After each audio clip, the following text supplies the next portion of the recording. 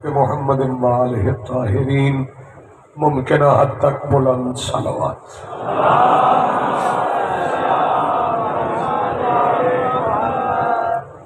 جتنے عزادار حاضر ہیں صف ادا پر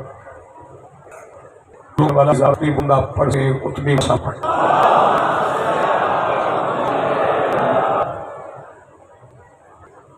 سب سے میں شکر گزار ہوں ان عزاداروں کا جو صبح سے لے کے اس وقت تک شدید موسم میں اس انتظار میں ہیں کہ جنازے برآمد ہوں۔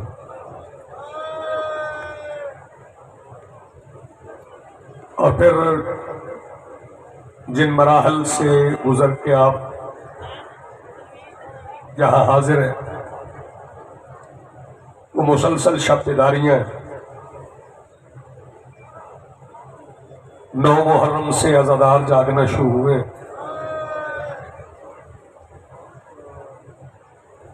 اور ابھی تک اپنی تمام تر تکان کو بالائے طاق رکھتے ہوئے آپ اس صف پہ حاضر ہیں۔ محسن چٹھا صاحب کی بھی بڑی محنت ہے، آپ کی بھی بڑی کاوشیں ہیں۔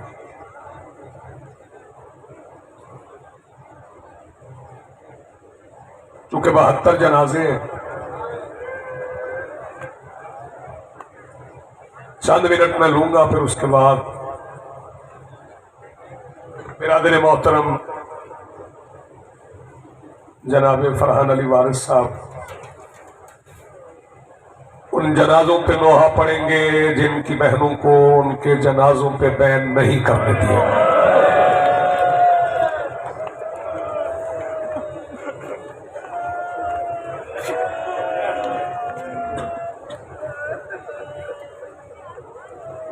راستہ دے دیں۔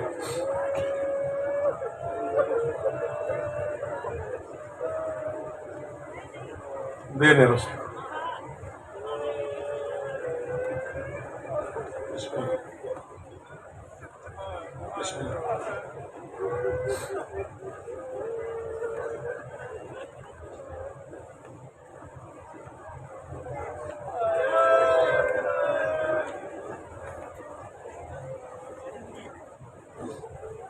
بے شک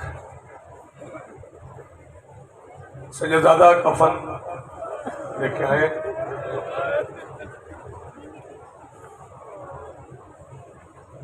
اگر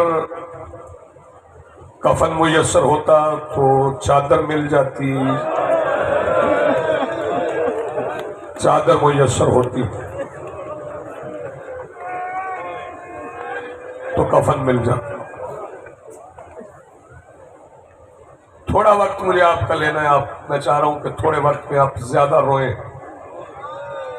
لفظوں پہ نہ روئیں، جنازوں پہ۔ تکان ہوتی ہے، میں بلا تمہید آغاز کر رہا ہوں۔ آج مجھے وہ جنازہ پڑھنا ہے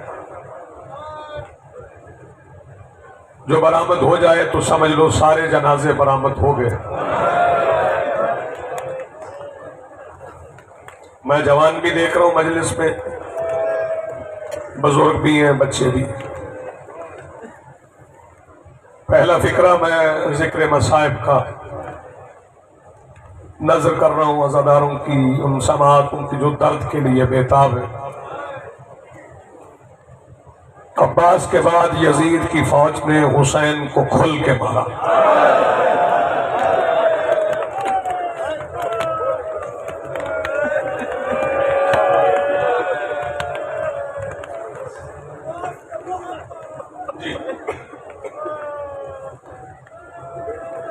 اتنی دیر مسلسل رویا نہیں جا سکتا، آنسو خشک ہو جاتے ہیں، لیکن آوازیں آپ کے اختیار میں ہیں۔ جو بندے جنازوں پہ خاموش ہوں وہ لا تعلق لگتے ہیں، لگتا ہے ان کا تعلق نہیں۔ آوازیں اس لیے بلند کرنے ہیں کہ تاکہ ہمارا تعلق ان جنازوں سے ثابت ہو سکے، اس لیے اپنی آوازوں کو بلند کرنا۔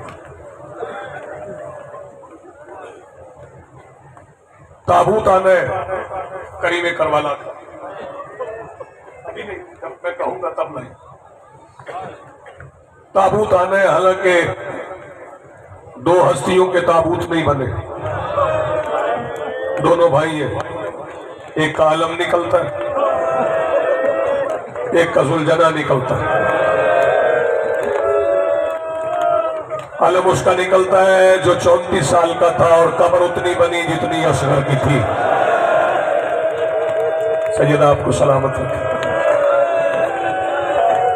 ذوالجناح اس کا نکلتا ہے جس کا جنازہ اٹھانے والا ہی کوئی نہیں۔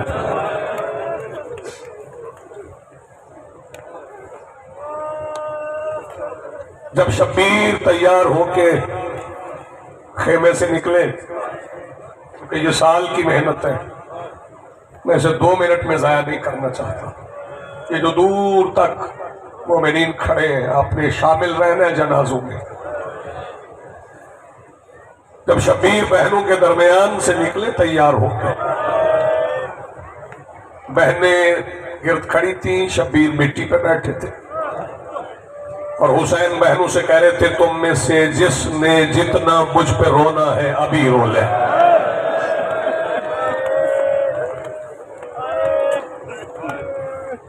فرحان بھائی، اگر خدوائے سخن میر انیس نہ ہوتے تو پتہ ہی نہ چلتا شبیر نکلے کیسے۔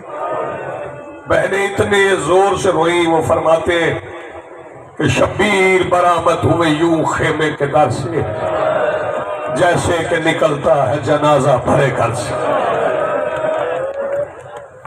جب میرے مولا نکلے، مرتجز کے قریب آئے، چونکہ مرتجز صبح سے جا رہا تھا، صبح سے آ رہا تھا۔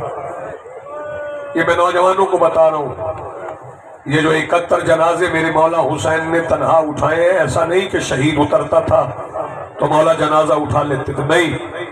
لشکر یزید جنازے پہ قبضہ کر لیتا تھا، بطول کا لال حملہ کرتا تھا، پھر شبیر زخمی ہوتے تھے، پھر جنازہ واپس لے کے آتے تھے۔ صبح سے لے کے علی اصغر تک 71 جنازے بھی اٹھاتے رہے، حسین لڑتے بھی رہے۔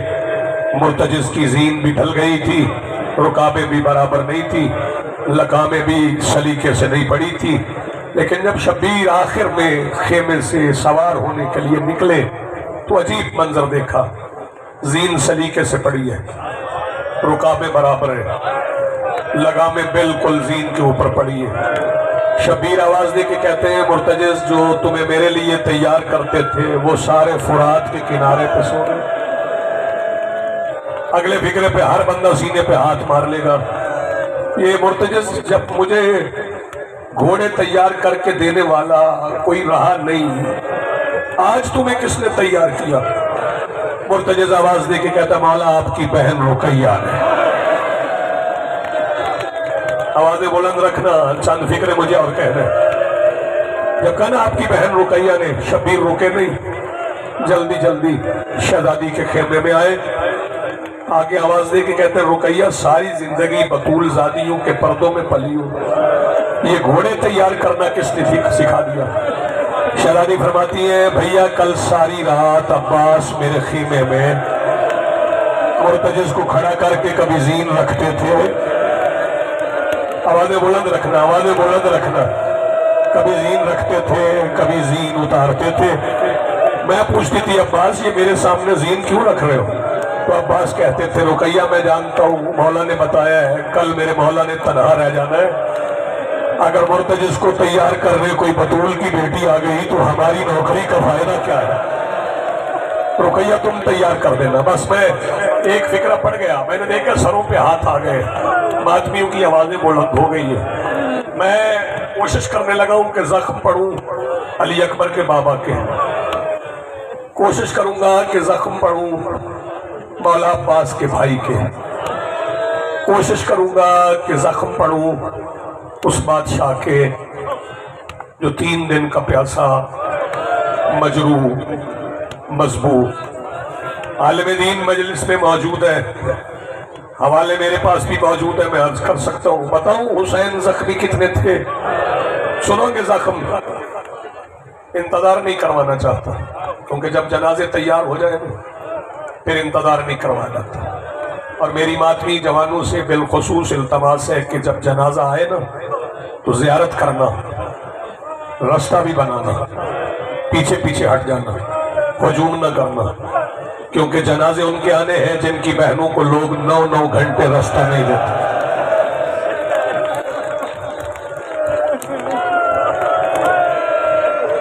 تھکے ہوئے ہو تم، میں جانتا ہوں بہت تھکے ہو، لیکن ابھی مجلس تمام ہو جائے گی، نواخوانی ہو جائے گی، آپ اپنے گھروں کو واپس پلٹ جائیں گے، اور جب سارے لوگ سو جائیں گے نا، اس وقت محمد کی بیٹی 1450 میل کا مشکل سفر شروع کرے گی۔ سنو گے حسین کے زخم کتنے تھے؟ کسی نے 900 لکھے، کسی نے 1100، کسی نے 1900۔ جناب جعفر شوستری صاحب فرماتے اتنے قرآن کے حرف نہیں ماتم آتا نہیں، اتنے قرآن کے حرف نہیں جتنے شبیر کے زخم تھے۔ جو جوان میرے علاقے کا ابھی تک ہائے نہیں کر سکا نا، علی ندوی منفرد نے لکھا ہے، وہ بتاتا ہے کہ شبیر کے زخم کتنے تھے۔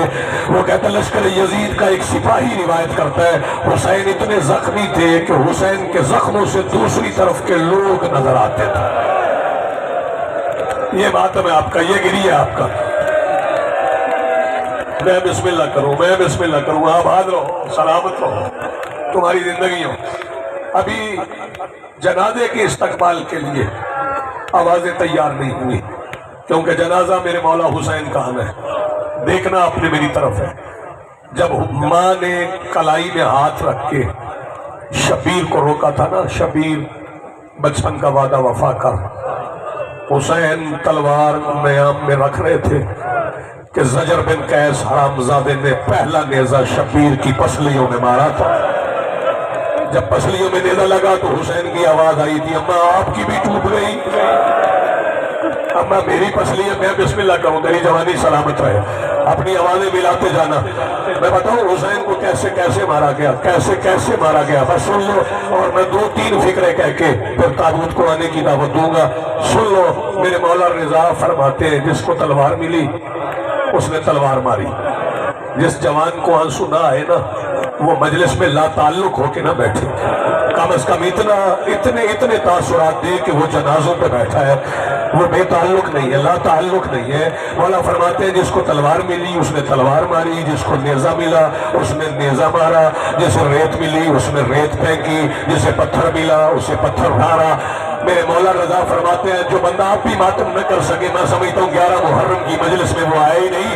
مولا فرماتے ہیں جسے کچھ نہیں ملا وہ میرے دادا کو ٹھڈوں سے مارتا رہا۔ جس بندے کو یار ابھی تک آواز بلند نہیں ہوئی، ہاتھ سر پہ رکھنا، کرو ماتم جس کے پاس ہاتھ ہے۔ یہ مظلوم کربلا کا ماتم ہے، یہ علی اکبر کے بابا کا ماتم ہے۔ میرے مولا فرماتے ہیں میرا سلام ہو۔ نہیں، ایک فکرہ میں اور کہوں گا۔ جب حسین 10,000 تیر اندازوں کے درمیان گرے تھے نا، پھر بیٹی ملنے گئی تھی بابا سے، شاباش بھائی، پھر بیٹی ملنے گئی تھی بابا سے۔ سارے بندے میری طرف دیکھو گے نا تو پھر سینے پہ ہاتھ مار لو گے۔ جب بیٹی بابا سے ملنے گئی تو ایک ظالم سے پوچھا تو نے میرا باپ دیکھا ہے؟ ایک بار دیکھ لے پھر شاید اس سے آگے میں پڑھوں نا۔ اس نے سکینہ کو بتایا، میں بتاؤں کیسے بتایا؟ اس نے بتایا ایسے کہ سکینہ گر پڑی، مٹی سے اٹھ کے سلانی آواز دے کے کہتی مار تو لیا ہے، اب بتا میرا بابا کہاں ہے؟ کرو ماتم یار جس کے پاس ہاتھ ہے۔ پھر اللہ تعالیٰ سنو گے حسین نے سجدے میں سر رکھا، اس کمینے نے سر پہ مارنا شروع کی، سر پہ لگتی رہی، بیٹی قریب کھڑی رہی۔ اللہ تعالیٰ جب نامی ضرب چلی تو سکینہ فرات کے کنارے دوڑی، وہاں آئی۔ رستہ دینا، تابوت کو رستہ دینا، بیٹیاں رستہ دے گی۔ یہ جنازہ ہے وہ جنازہ جو بیٹی اٹھانے گئی تھی، یہ وہ جنازہ ہے جو سکینہ۔ موبائل نیچے رکھو بھائی، ماتم کرو، موبائل نیچے رکھو، بات کرو موبائل اپنے۔ یہ جنازہ ہے، یہ تمہارا تماشا نہیں ہے، موبائل نیچے رکھو، ماتم کرو۔